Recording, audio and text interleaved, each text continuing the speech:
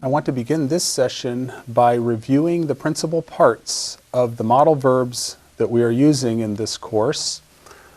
The first conjugation modal verb is parro, I prepare. The four principal parts: parro, parare, paravi, paratum. Please repeat. Second conjugation. Our modal verb is moneo. Moneo, monere, manui, manitum. And that verb means I warn. The third conjugation verb, the modal verb is ducho, ducere, duxi, ductum, to lead. And remember what the four principal parts are. The first part is the first person singular, present, active, indicative. I prepare. The second principal part is the active infinitive, to prepare, or to warn, or to lead. The third principal part is the first person singular, perfect, active, indicative. I have verbed. And the fourth principal part is the perfect passive participle, having been verbed. Okay, let's now look at the third conjugation, IO verbs. The modal verb that we will use for IO verbs of the third conjugation is capio, I capture. Please repeat, capio, I capture. The four parts are capio, capere, capi, captum. That translates, I capture, to capture, I have captured, and having been captured.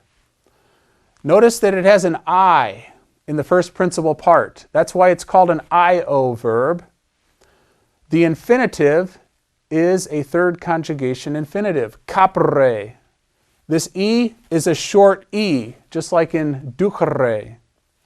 It's not capere. Do not mispronounce that infinitive or you'll get confused when we get into the tenses. It's capere. The third part, capi, that's the perfect active indicative.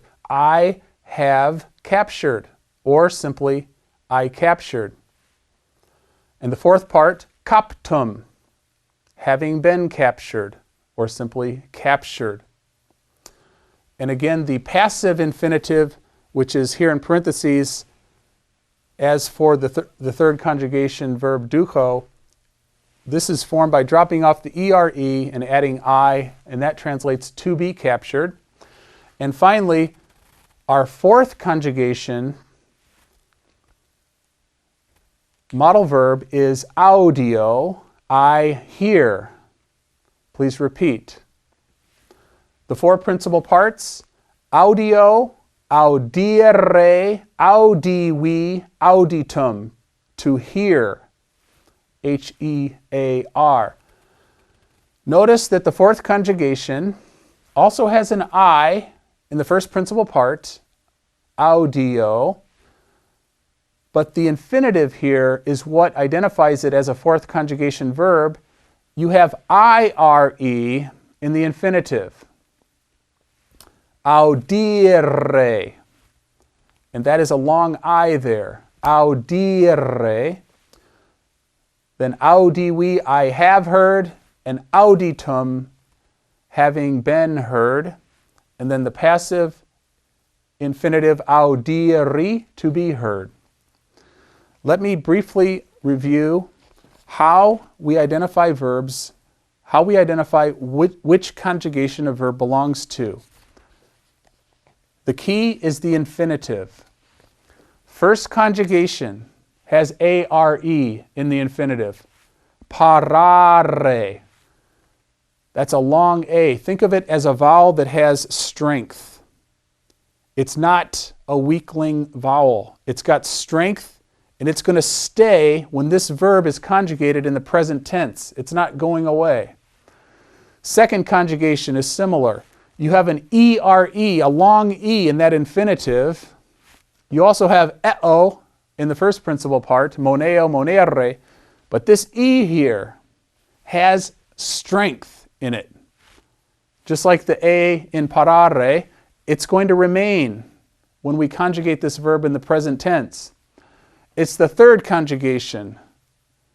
That's the one we don't like because it has a short e in this infinitive, ducere. Think of that vowel as a weakling type vowel. It gets intimidated. And so when it conjugates in the present tense, the e disappears. Third io is similar. It's got a weak vowel in the infinitive, and that's going to cause it to disappear when we conjugate the verb in the present tense. But then the fourth conjugation is similar to the first and second. It's got a strong vowel in the infinitive. Audio, audire. And that strength of that vowel is going to cause that vowel to remain when we conjugate the verb in the present active indicative. So now I want to look briefly at the vocabulary lists that are provided for you for the Latin readings that we'll be doing. And let us practice identifying the conjugation of these vowels. From the first Latin reading, the Pater Noster, the Our Father, we have the following verbs. I'll read the principal parts and you tell me which conjugation these verbs belong to. Sanctifico, sanctificare, sanctificavi, sanctificatum. I sanctify. Which conjugation do we have here? Sanctifico, sanctificare, A-R-E. In the infinitive, this is a first conjugation verb. How about the verb advenio, advenire, adveni, adventum, to arrive or come? Which conjugation are we dealing with? Advenio, advenire, I-R-E. In the infinitive, that is a fourth conjugation. The infinitive gives away the conjugation of the verb. How about do, dare, dedi, datum, to give? Which conjugation are we dealing with here? The infinitive is dare, A-R-E. So that's a first conjugation, just like parro. How about the verb dimito, dimittere, dimisi, dimissum, to forgive or dismiss? Which conjugation? The first two principal parts are dimito, dimittere. That's a third conjugation, just like duco, ducere. How about the verb induco, inducere, induxi, inductum, to lead into or to lead? Well, that's easy. That's a compound form of duco, ducere, so third conjugation. And by the way, here I should point out the difference between ecclesiastical pronunciation and classical pronunciation. You may have heard this infinitive pronounced inducere. The church pronunciation of the C is a CH, whereas classical pronounces the Latin C as a hard K sound. Okay, how about the verb libero, liberare, liberavi, liberatum, to liberate or free? We've got an infinitive with A-R-E, and so again we've got a first conjugation verb. Okay, now let's look at the formation of Latin verbs in the active indicative system. And that's what we have on this chart from here on down, the active indicative system. What you basically do to conjugate a Latin verb is to add the personal active endings to the verb stem. So here's the present tense of parro. parro, parras, parrat, paramus, paratis, parant. And this translates, I prepare, you prepare, he prepares, we prepare, you plural prepare, they prepare. Notice that the personal active endings o, s, t, mus, tis, nt are added to the verb stem. How do you find the verb stem? You go to the infinitive, that is the second principal part, and you drop off the re. Well, something happened here. Parro, this o here swallowed up the a, but aside from that, you have an a throughout the system or throughout the conjugation. I prepare, you prepare, he prepares, we prepare, you, plural, prepare, they prepare. Now let's look at the second conjugation, the present active indicative. Our model verb is moneo, monere, I warn. It's formed in exactly the same way. Moneo, mones, monet, monemus, monetis, monent. That is, I warn, you warn, he, she, or it warns, we warn, you, plural, warn, they warn. You add the personal active endings to the verb stem. How do you find the verb stem?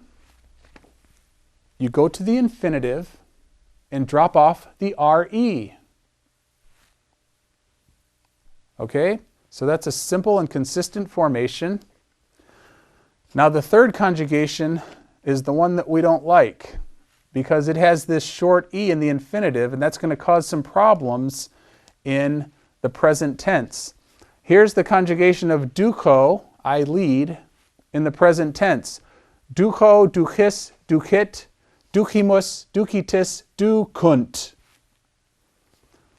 Well, what happened to the verb stem, which supposedly should be ducere minus the re? Because of that vowel is weak. It goes away in the present tense. It converts into other vowels, namely o, I 5 times, and then you in the third plural. I think of it like a vowel that lacks virility. It lacks strength, and so it changes when it's conjugated throughout the present system. This is the tricky one, the third conjugation, because the e from the infinitive changes into an I and a U in the third plural. But I will teach you a good device for remembering the vowel changes for the third conjugation in a second. The third conjugation, io, is formed by adding the personal active endings to the I stem of that verb. Capio, capis, capit, capimus, capitis, capiunt. Translates, I capture, you capture, he captures, we capture, you, plural, capture, they capture. And finally, the fourth conjugation, audio, audire, is our model verb. This one is similar to the first and second. It's got that strong vowel in the infinitive, the I, re, and it forms by adding the personal active endings to that stem. Audio, audis, audit, audimus, auditis, audiunt. That is, I hear, you hear, he hears, we hear, you hear, they hear. Okay, let's move down now to the imperfect tense, the formation of the imperfect tense. And then when we get to the future, I'll teach you that trick for remembering the vowel changes for the third conjugation verbs.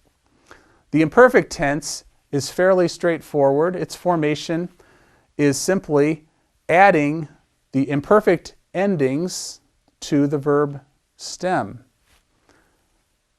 The imperfect tense sign are the letters ba, ba. If you see ba in a verb form in Latin, I can guarantee you that's an imperfect form.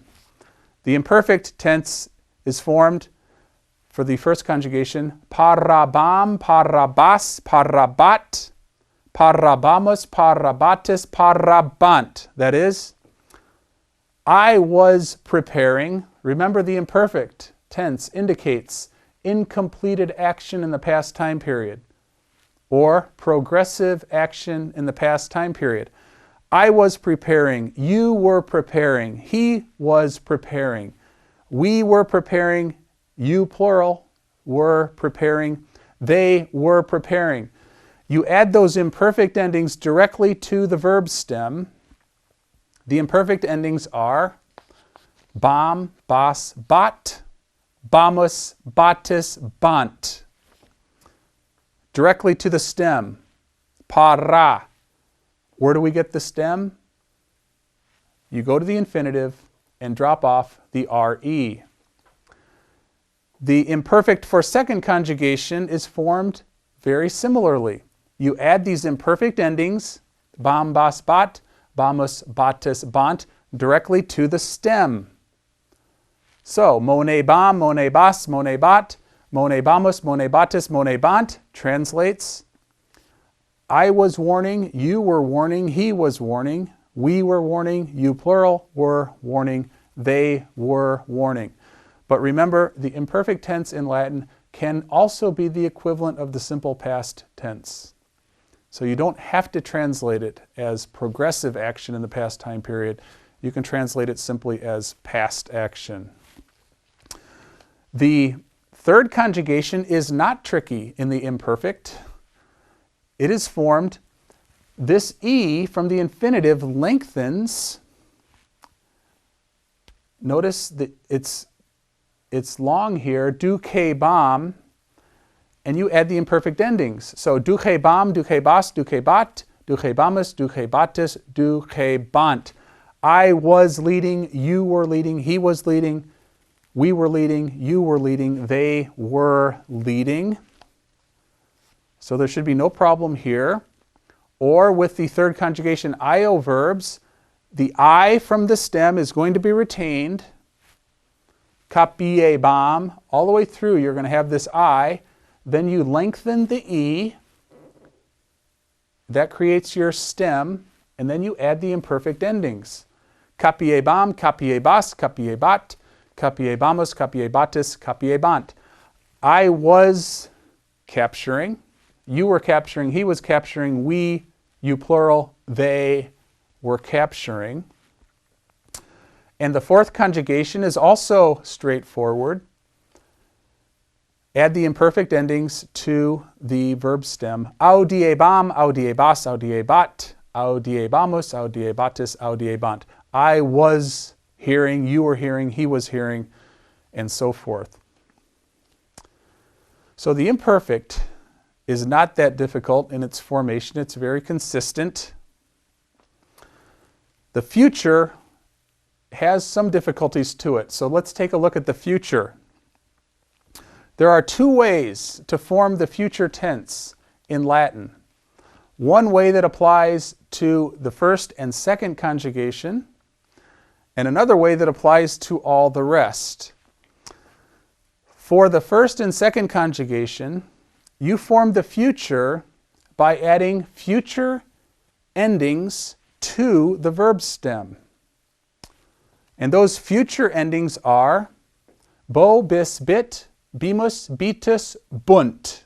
Please repeat. Bo, bis, bit, bimus, bitus, bunt. They're in blue here.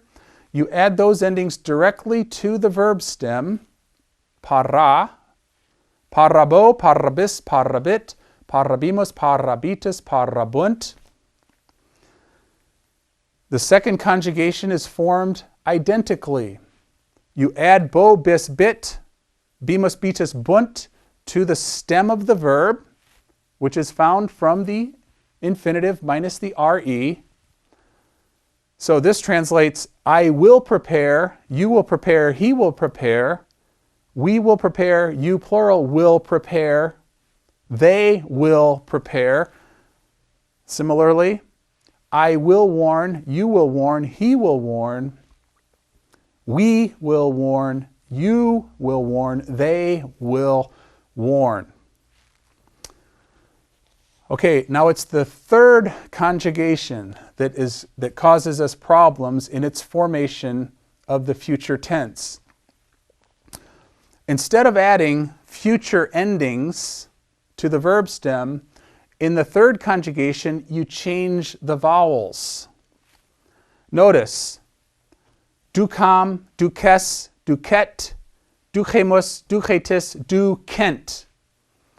Notice, in contrast with the first, or with the present tense, where you have the vowels I, O, and U, in the future you have the vowels A and E. Ducam, duces, duquet, ducemus, ducetis, ducent. I will lead, you will lead, he will lead, we will lead, you plural will lead, they will lead. Similarly, in the third conjugation IO, you don't add these future endings, you add different vowels to the stem. Capiam, capies, capiate, capiemus, capietus, capient. I will capture, you will capture, he will capture, we, you plural, they will capture. And also the fourth conjugation, which is similar to the third here in its formation of the future, you use the vowels A and E to form this. Audiam, audies, audiet, audiemus, audietis, audient. I will hear, you will hear, he will hear, we, you plural, they will hear. Well, now let me teach you a learning device to help you remember the vowel changes for the future indicative active of third conjugation verbs. And I'll put these on the board. The third conjugation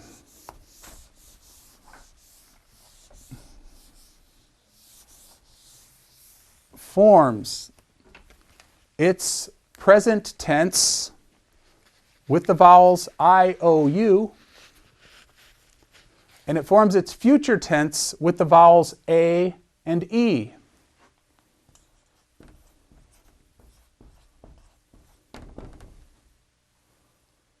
Remember the 5 vowels in the English language. A, E, I, O, U. Those are our vowels, A, E, I, O, U. For third conjugation Latin verbs, the present tense is formed with the vowels I, O, U, and the future tense is formed with the vowels A and E. I cannot tell you how much this little device has helped me in being able to read Latin.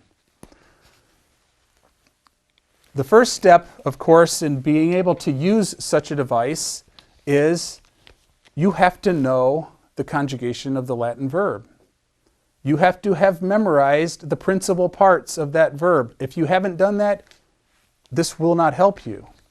But if you know that a verb belongs to the third conjugation, such as ducho, ducere, duxi, ductum, or ago, agere, egi, actum, to do or to drive or to discuss. If you can identify that conjugation, you can form that verb in the future and in the present using this little learning device. AE are the vowels for the future. IOU are the vowels for the present.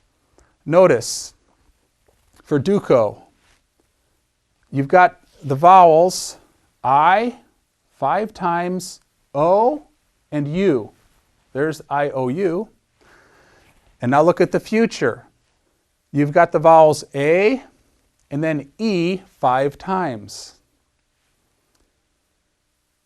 Same with IO verbs of the third conjugation and the same with the fourth conjugation. This little learning device applies. So little things like this, I'll try to teach you more of these. They're very helpful, and will facilitate your mastery of the verb conjugations. We'll stop here with this lesson with the future tense and continue with the perfect tense in our next session.